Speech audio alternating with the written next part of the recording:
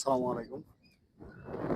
আশপাশে একটু খেয়াল করে দেখবেন আমাদের বাড়িঘর, রাস্তাঘাট, বিশেষ করে আমাদের মসজিদগুলো খুব পাকা হচ্ছে এখন। আপনি শহর কিংবা গ্রাম যেকোনো জায়গায় যাবেন মসজিদগুলো খুবই সুন্দর করে করা হচ্ছে।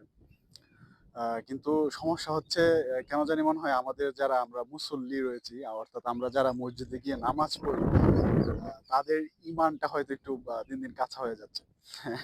আমি এই কথাটা কেন বললাম? আপনি মসজিদগুলোতে যখন ৫ ওয়াক্তের নামাজ পড়তে যাবেন, মেক্সিমাম সময় দেখবেন মসজিদে আ আপনার নামাজের পূর্ব মুহূর্তে কিংবা নামাজ শেষ করে প্রচুর আপনার দুনিয়াবি কথা বলা হচ্ছে। ইভেন মাঝে, মাঝে এমন মনে হয় যে আপনি আ এটা মসজিদে গেলেন নাকি আপনি কোনো বাজারে আছেন আপনি বুঝতে পারবেন না।